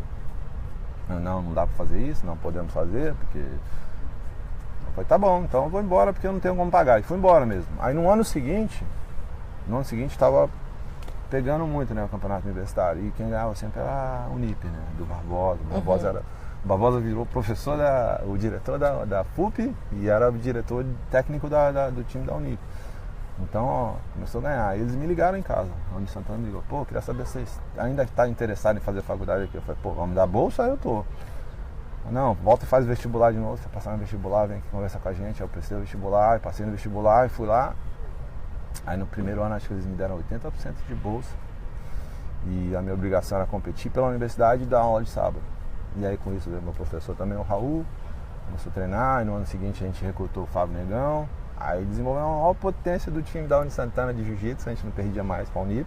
Que legal. Desbancamos a Unip, começamos a ganhar. Então, 80% de bolsa. aí nos anos seguintes foi 90% de bolsa. Por causa do jiu-jitsu. Tá, Jiu-Jitsu também me deu isso. Né? Porque se parar pra pensar, trabalhar e pagar a faculdade Não é só trabalhar para pagar a faculdade, né? Trabalhar para comer, para se alimentar. Eu me formei na Uni Santana também, mas com handball, não por causa do jiu-jitsu. Mas eu olho pra trás, se não fosse por essa bolsa de estudos, que foi o handball no passado, eu não teria me formado, eu não ia ter condição de pagar. Mas uma coisa que o jiu-jitsu me deu, né? Caraca. Não, então, você ia ligar isso pra luta de MMA. Então, aí quando eu tava me formando na Uni Santana, no último ano, os últimos meses, fazendo TCC ali, aquela coisa de prova, de trabalho. Meu trabalho foi linkado com o jiu-jitsu, muito trabalho de laboratório. O meu TCC foi desenvolvido em jiu-jitsu, né? Comportamento do ácido lático, né? Da capacidade anaeróbia no atleta de jiu-jitsu de alta performance. Foi bem interessante, trabalho legal. Vai dar um search aí, vai achar. E ano passado foi publicado no... como que é o nome aqui? Gracie Mag? Não, no trabalho científico. Porque tem tudo a ver, né? Meu professor que me ajudou na faculdade, ele mora em Massachusetts. Ele dá aula. Vou procurar depois e vou tentar postar aí os links. Aí ele me fez um contato ano passado, a gente deu uma reorganizada no trabalho, uma melhorada no trabalho que a gente fez com os testes de laboratório que eu tinha. É o nome um jornal interessante aqui de esporte. Que legal. Eu te falo depois. Que legal. Eu te falo direitinho. Que legal. Então, eu tava me formando, fazendo TCC, aí tive um convite para lutar na Coreia. Os caras estavam procurando um coreano lá da Liberdade, lá, o Mestre Kim, estavam procurando um brasileiro, faixa preta de jiu-jitsu, a lutar na Coreia. Aí eu pensei, Coreia... MMA. E eu nunca tinha dado um soco na minha vida, né? Assim, um soco técnico, né? Soco eu já tinha dado. Aí eu pensei, naquela época o Pride, né? O Pride que era o show, né? Que tava pagando aí bem, né? Aí eu pensei, Coreia aqui, Japão aqui, vou lá, faço uma lutinha boa, mas a luta era um campeonato, não era uma luta só, era um campeonato de heavyweight, sem limite de peso, 4 lutas na mesma noite. Uau! Aí eu pensei, né? Falei, vou lá, eu vou tentar fazer uma luta boa. Vou tentar pegar alguém lá e fazer uma luta boa e pedir pros caras me chamar, me dar um no peso ali, depois vou sair na porrada com o cara do meu peso, né? Mas aí eu cheguei lá e aí fui fazer um treininho de boxe, eu treinei um pouquinho de boxe aí com o cara, um outro amigo nosso, Issan Samur, muita gente boa. Eu falei, Issan, eu vou lutar, eu vou te mandar um professor de boxe, você vai treinar com o professor de boxe. Eu falei, mas eu não posso pagar. Eu falei, não, você não vai pagar, você vai treinar com o cara. Isso quanto tempo antes da luta? 1 mês, 2 meses. Não, e aí tem mais. No final, professor, não vou falar o nome dele, né? Não vou falar o nome dele. No final, acho que na nossa última sessão de boxe, o professor estava me ensinando chute. Me ensinando chute. Eu falei, mas por que você está me ensinando chute? Sua mão tá ruim pra caramba. Uma semana antes da luta, praticamente. Aumentou minha confiança pra caramba. Mas foi bom, me ajudou. Porque eu não confiei no boxe, né? Entendi. 100% jiu-jitsu, entendeu? Não confiei no boxe. E naquela época não se conhecia jiu-jitsu como se conhece hoje. Na época eu fiquei chateado com o cara, mas pensando depois, me ajudou aquilo que ele falou. Que ele falou, sua mão... Não, essas foram as palavras dele. Sua mão tá zero. Aí o cara, é só jiu-jitsu mesmo. Fui lá, a mão aqui, enchei todo mundo. Aí, heavyweight, né, como eu falei. Fiz 4 lutas na mesma noite e ganhei as 4. Ganhei as 4 lutas. Tudo no jiu-jitsu? Peguei 3 braços de jiu-jitsu. A primeira foi... O cara era muito pesado, né? O cara do sumô. Tem esses vídeos ainda no YouTube ou não? Tem. No highlight tem. Se você procurar, você acha. E o primeiro cara era um cara do sumô, cara grande pra caramba. Eu falei, e o cara sumô e judô. Se esse cara me agarrar e me botar pra baixo, cair por cima, você vai ter dificuldade. O cara era muito grande, né?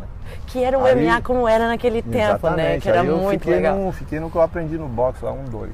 Pá, e saía. Dava um murro na cara dele e saía, corria. Virava a cara ainda. Assim. Acertou algum murro? Acertei, chute, você vai ver. Bora lá o highlight lá que você vai ver. Até parece que eu sei tudo de strike.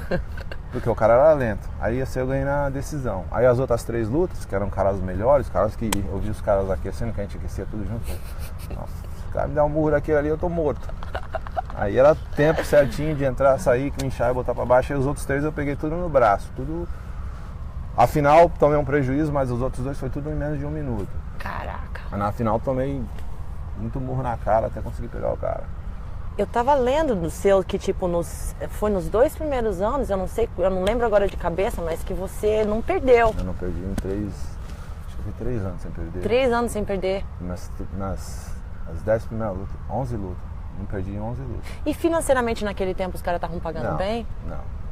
É porque era tudo, pra mim na época, foi tudo pra fazer o nome. Pra fazer um nome. Pra chegar no evento maior. Mas como eu falei, eu entrei na faculdade, foi tudo tardio, né, pra mim. Eu entrei na faculdade com 30 anos. Você começou no jiu-jitsu com 19, né? É, eu entrei na faculdade com 30 anos e acabei a faculdade. Eu me formei na sexta, fiz a minha apresentação de TCC na sexta, viajei no domingo pra lutar no outro sábado. Caraca. Entendeu? Caraca. Então foi assim que começou? Aí eu ganhei as 4 lutas, já deu um bum. Falei, pô, até que eu gostei do MMA, vou fazer mais. Você gostou? Na verdade, eu queria ter feito só uma luta pra ter uma experiência ali de pô, como eu falei, né? Tudo que eu faço eu tento ter a qualidade. Falei, pô, sou um professor de jiu-jitsu, faixa preta, que tem um link forte com o MMA, eu tenho que ter um conhecimento de dentro. Né? Porque tem gente que não entende isso como técnico, né? Assim, às vezes o cara tá... Eu tive bastante trabalho aí aqui, treinei muito MMA. E tinha alguns coaches que trabalham comigo, alguns dos outros coaches que trabalham comigo, nunca lutaram. Aí tá vendo o cara numa situação lá na cage, faz isso. Eu falei, pô, have no idea, não tem a ideia onde é que a cabeça do cara tá agora. O cara tá 1 segundo de desistir da luta. Então você tem que dar uma coisa que ele possa se agarrar para ele se recompor para continuar lutando. Mas por que eu sei isso? Porque eu já tive naquela mesma situação. Entendeu? Então tem coach que deu uma porradinha aqui ali, lutou um Muay Thaizinho amador, uma coisa assim, e acha que tem todo o conhecimento. Então eu queria ter o conhecimento de dentro. Então quando eu fui lutar era mais pra ter essa experiência, né? Pra ter experiência de luta, que eu falei, pô, também já não era tão novo, né? E pô, ainda mais a mídia me esculachava, né? A mídia brasileira, tipo, lutou bem, ganhou, mas tá velho já, né? Porque eu tinha 34 anos, tá velho, não vai ser de nada. E eu tinha ganhado 4 lutas, né, na mesma noite, era 4-0 já, e tentando aí os eventos maiores e tal. Os eventos maiores que eu lutei foi o M1, o Elite XC e o Bellator, né? E o Bellator. Mas o Bellator, quando eu cheguei, eu já tava 37, 38 anos, já tava mais, né, e nunca quis tomar nenhum... Porque é duro, né, Giva, no lutador. Eu vejo isso, é duro, então, as porradas elas vão fazendo, então, elas vão lesionando, seríssimo. Então mas assim, tipo, eu tava meio tardio já, então eu nunca consegui entrar no UFC ou no show grande que desse aquela recompensa, e eu não tinha muito mais tempo para trabalhar. A minha decisão de parar de lutar foi porque eu vi que a minha idade não ia me levar para um evento maior ou para um nível mais alto que os caras... Porque quando os caras vão contratar, isso é conselho para quem luta também, para quem tem o sonho de lutar. Quando o cara vai te contratar, quando o UFC vai te contratar, o que os caras olham não é só se você sabe dar porrada, você vai bater no cara. Como é que eu posso fazer dinheiro através desse cara? É bem a mentalidade de hoje em dia. Isso são palavras minhas. O cara é boa pinta, né? Tipo, tem um visual legal, que a galera vai gostar de ver o cara, né? Vai vender, vai conseguir fazer um pay-per-view. Então os caras avaliam todas essas coisas. Aí o cara vê um cara que nem eu, que já tava ali beirando os 40, fala, pô, a gente não vai ter nenhum ano de marketing nesse cara praticamente. Então, eu comecei a analisar e ser bem realista, falei, pô, não vou ficar lutando. Eu me divirto bem mais dando seminário, fazendo o que eu gosto, que é o jiu-jitsu, ou treinando outras pessoas, ajudando outros, do que tá me desgastando, lutando, me dividindo em tantas tarefas, que era dar aula, montar a estratégia de treino dos outros, montar meu treino e tudo mais. Eu falei, pô, não, me deu, tá bom. Mas, uma coisa que eu quero deixar bem claro aqui, quando alguns da mídia brasileira começaram a me condenar, eu falei, pô, tá velho já. Só para eles saberem que quando eles falaram isso, eu tinha 4 lutas, eu tinha 34 anos. Eu acabei minha carreira com 21 lutas, 18 vitórias e 3 derrotas só. Então, assim, eu não deixei ninguém determinar o que eu tinha que fazer pelas palavras que eles tiveram, palavras duras, né? Velho, limitado, todas essas coisas que eu vi, mediano, eu vi tudo isso. Então, assim, eu não deixei aquelas coisas ditar o que eu queria ser. Pô, não, eles têm razão. Não, eu vou fazer o que eu posso. Fazer o meu melhor sempre. Que eu sempre fiz. E cheguei até onde cheguei. Fiz o que eu fiz e falei, o que aqui deu? Pra mim tá bom, acabou. Agora vamos pra outra etapa da vida, né? Entendeu? Então, financeiramente não foi essa coisa toda não, mas a experiência valeu muito. Valeu qualquer dinheiro. Mas eu sinto que até mesmo você, tem muito lutador hoje em dia que tá indo pra lutar, tentar uma carreira, e às vezes eu dou umas pesquisadas no Google lá, quanto que o cara ganhou pela luta, e aí entra naquilo que eu acho que a gente conversou uma época, não lembro, de tipo, você paga, não sei, técnico, paga não sei quem, paga lesão depois e tal. Se você parar pra pensar, o dinheiro não é tão gratificante assim. Não. Tem pouquíssimos casos do que acontece. Quem ganha dinheiro, quem vai ganhar dinheiro mesmo são os pontas do UFC ali, que tá lutando pay-per-view já, ou que é a luta principal, como main event. Esses caras vão fazer um dinheirinho ali, mas... Até chegar lá, que é o quê? 5% da galera que tá lá lutando hoje em dia. Não é? É duro de ver isso. Giva, tem tanto mais que eu queria conversar, mas eu sei que você já está com o seu tempo limitado. Eu, por favor, gostaria de fazer um segundo round com você e falar mais sobre a sua experiência como técnico de MMA, sabe? As coisas, tem tanta pergunta, comparação do Giva do Brasil. Vamos fazer o seguinte, vou prometer, e o Giva também vai prometer, né, Giva, que a gente vai conversar de novo. Claro. E eu quero terminar fazendo essa comparação do Giva Brasil, como era o Giva no Brasil, e o Giva agora, depois de 10 anos morando na América. É mais ou menos isso. Casado com a Érica, que é uma americana, que também dá uma certa diferença cultural na gente, né? É muito mais intensa. Me fala. Acho que a diferença maior para mim é desenvolvimento humano, a cultura é diferente, é uma cultura bem mais aberta em termos de dar possibilidades, entendeu? Não ter muito aquela... No Brasil lá, que tem muita gente que fala, pô, vou fazer isso aqui, você é louco. Tem muita gente que muitos falam talk down, mas quer te tirar dos seus sonhos, né? Porque eles não têm a mesma coragem de fazer, então eles querem te falar que não dá, não é possível. Mas não é possível para eles, não para você, né? Não é possível para eles. Para você vê a possibilidade porque você pensou no assunto. Então assim, eu acho que o que mudou bastante foi o meu jeito de pensar, de lidar com situações, amadurecimento, talvez, a idade, ficando ali na fase de luta mais, então você tem uma visão mais de fora assim, mas amadurecimento também. Bom, minha esposa, a gente conversa bastante, eu analiso ela pra caramba, porque é bem diferente de mulher brasileira, o comportamento, né? Mulher brasileira acho que é dona do marido, coisa assim, sendo sincero, aqui, na minha opinião. Acho que eu vejo uns vídeos de pegadinha que às vezes o cara tá andando, a mulher, você não vai olhar pra ela, você não vai fazer isso. Como assim não vai olhar? E assim, claro que tudo com respeito, né? Mas pô, é a mulher que tá lá, não sou eu que tô. Não fui eu que tirei a roupa dela que ela tá andando. Não, pegadinha. Né? A mulher tá andando pela na rua, eu tô indo aqui nessa direção. Ei, para de olhar. Vou olhar pra onde? Pro chão? É tipo um negócio de dono, sabe? Da ordem, esse tipo de coisa. Né? É diferente, a cultura é diferente, sabe? Mas eu sinto que as americanas, elas são duronas. Duronas em termos de planos, pelo menos a minha, né? Assim, em termos de plano, tipo, é planejamento. A gente vai fazer isso, a gente vai fazer isso. A gente vai fazer aquilo, a gente vai fazer aquilo. Não é muito assim, essa é uma coisa que é diferente, né? Que a gente brasileiro, assim, a gente faz muita coisa de última hora, sem planejar. É verdade. Vamos ali, vamos fazer, não devo fazer isso, vamos fazer aquilo.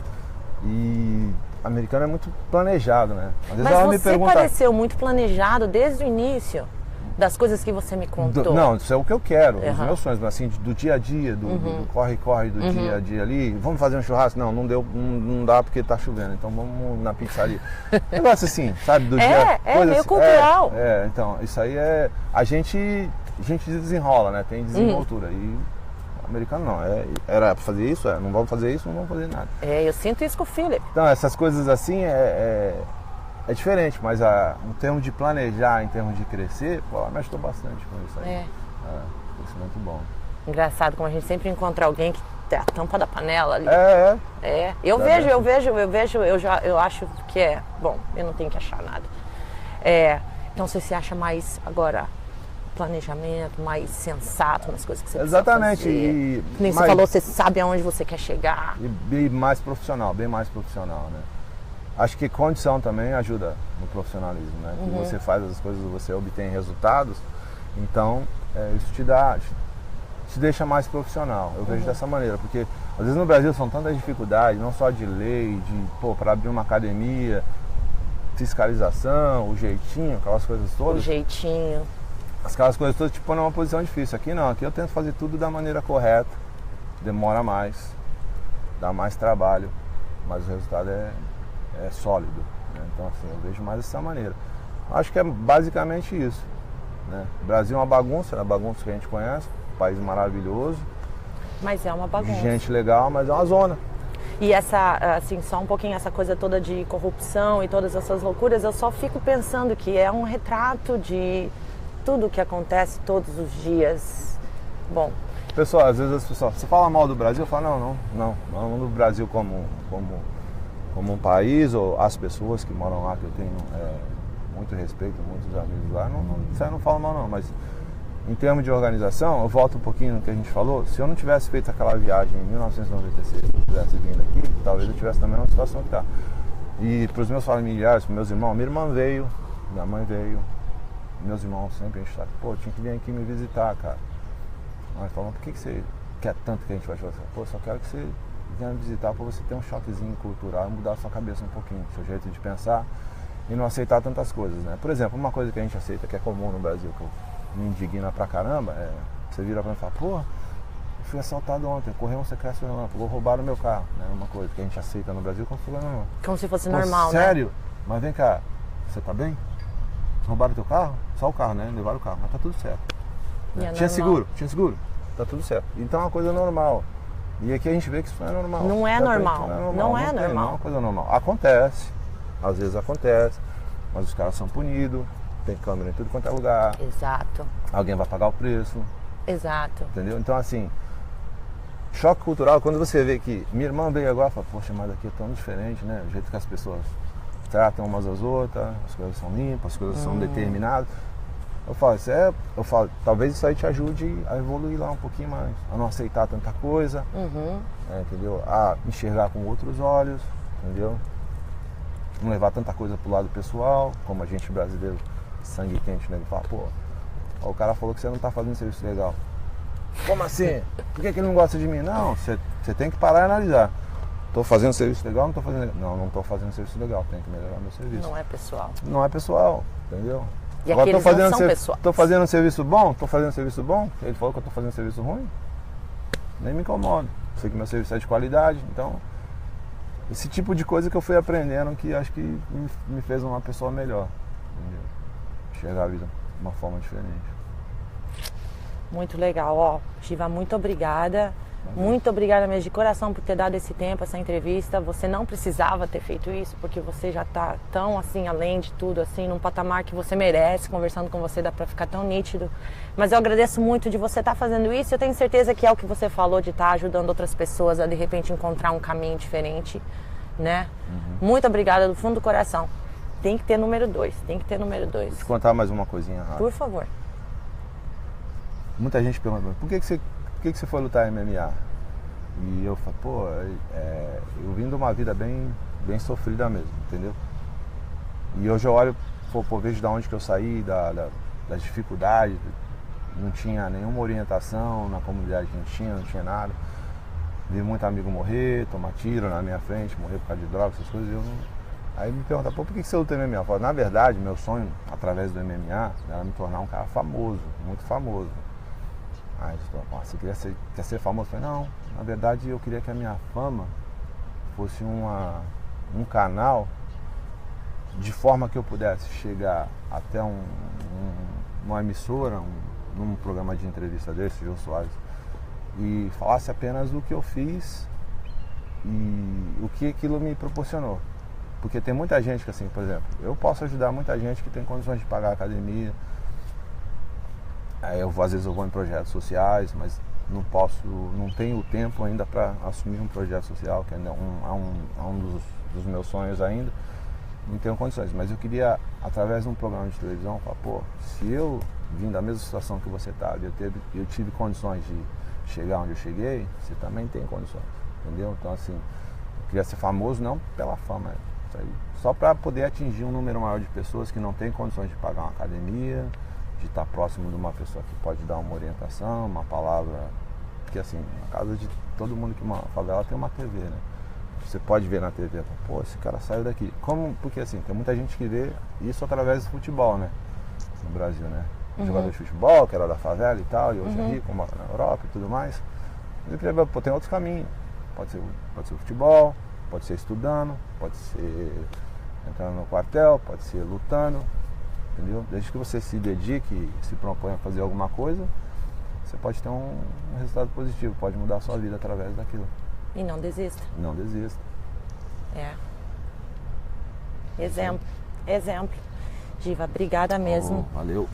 Obrigada, maior prazer. E é isso, eu com certeza vou querer uma parte 2 e a gente tem muito mais para conversar ainda. Obrigada de coração. Valeu, galera.